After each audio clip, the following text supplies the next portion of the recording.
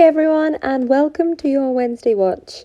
Today we're going to be making a ballerina set. We're going to be using nudes and white and rose golds and sculpting the whole lot.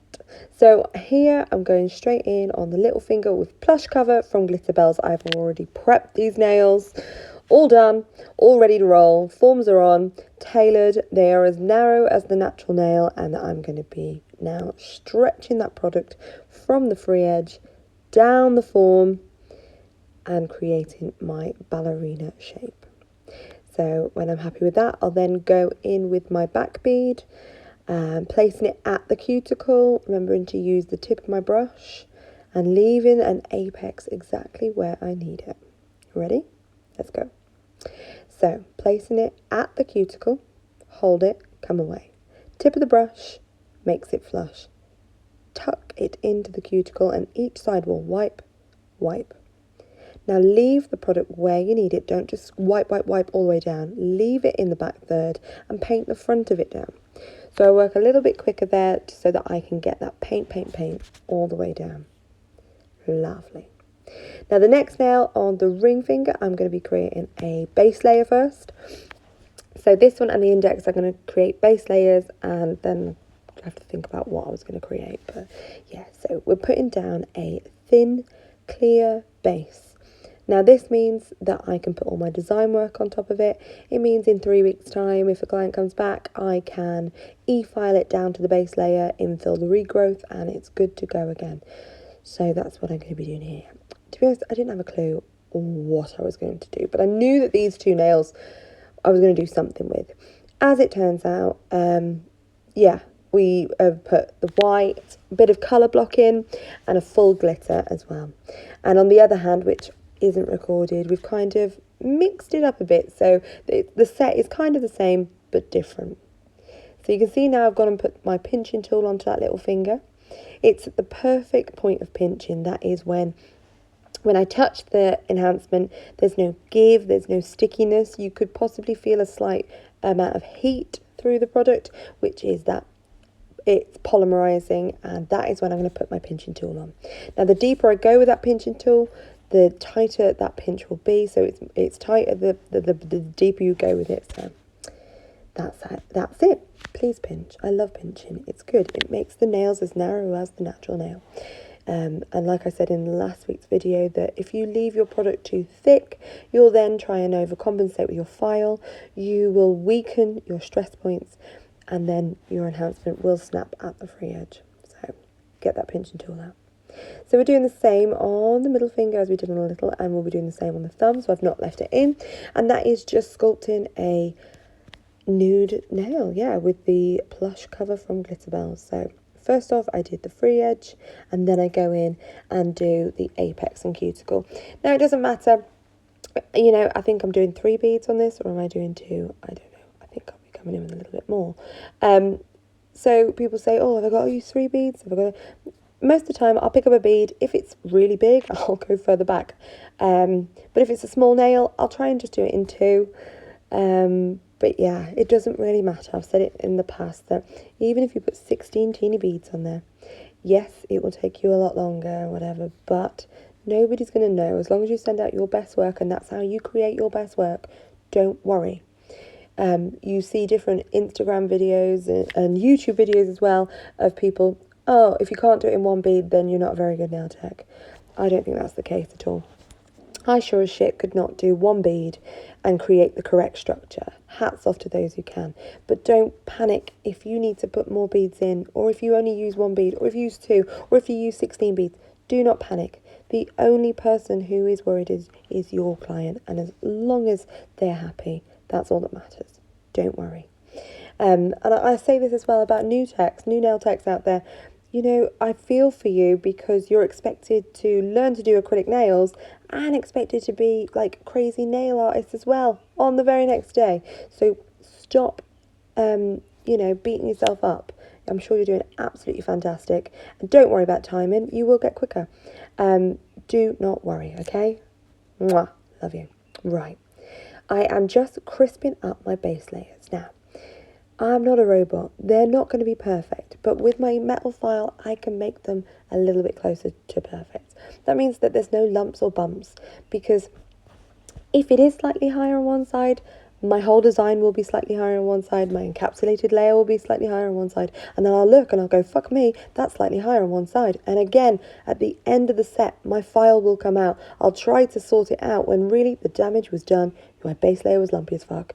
Bring in your file and make it perfect. Right, I am doing a colour block here with that blush cover. So from the cuticle, I made sure that the cuticle was nice and flush, and then I'm stretching it down the one side, using the side of my brush to try and straighten that diagonal line.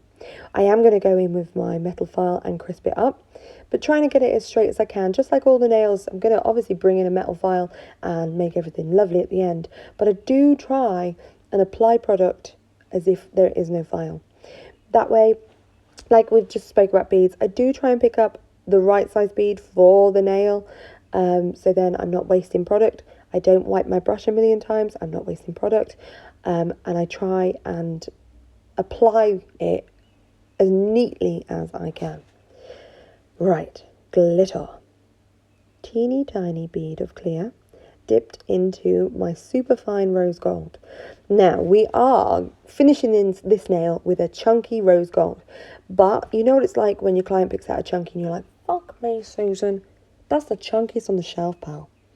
So my advice is to put a background colour of a glitter in a superfine that is really similar. That means that chunky glitter does not go anywhere near my cuticle. It is not down my sidewalls or hardly at the free edge. But it will appear that it is, because that means I can keep my product nice and thin. Okay, so really at that cuticle, there's hardly any of the chunkies, just a few, just a little gesture like, hey guys, here you go, oh yeah. But when you look at it, when you look at this finished set afterwards, it will look like I've only used the Mega Mix, like, chunky rose gold, because our little friend, super fine rose gold, has done the hard work for us. Right, a little bit of filing because my colour block one wasn't quite ready, so I've left this little finger in. But again, yeah, my metal file comes in. I follow the same filing routine where I do the whole of the outside. I make sure my lower arches are as straight as can be. I hold in that nail when I do the free edge so there's no movement. But I've said it before, your metal file will give you the crispest finish. So that's what you need to use. And again, it doesn't have to be from my website. Obviously, if you do want to buy from my website, thank you, I'll be able to feed my children. But it doesn't matter where you buy your metal file from, but I do recommend them. They are fantastic. Now, I can't quite remember what this was from Glitterbels, but I will find the name and pop it in the description. Yeah, like everything, I will pop everything in the description along with website links, discount codes, etc. But off the top of my head, not the foggiest, not a fucking clue what that is. But I do know the glitter that I'm going to put over it is called Glitterball, and this is from my website. So yeah, we are popping that on, not all the way, you can still see that background colour, and I'll be encapsulating that as well. So we're going to encapsulate this rose gold one now, so I work it a lot wetter, it's just falling down the nail. If you overwork it, you'll create air bubbles, it'll go cloudy, it'll be horrid. So work it quite wet so it just falls down. If you work too dry, then you have to overwork it, and then you're going to get it clouding and you're going to get bubbles in there as well. So nice and wet, straight from the cuticle, tip of the brush, nice and flush, tap, tap, tap, wipe, bringing it round the other side, tappy tap, tap, tap, tap, tap, tap, wipe, and then painting down the middle. Painty paint, paint, paint, paint, paint, paint, paint, paint, paint, paint. Done.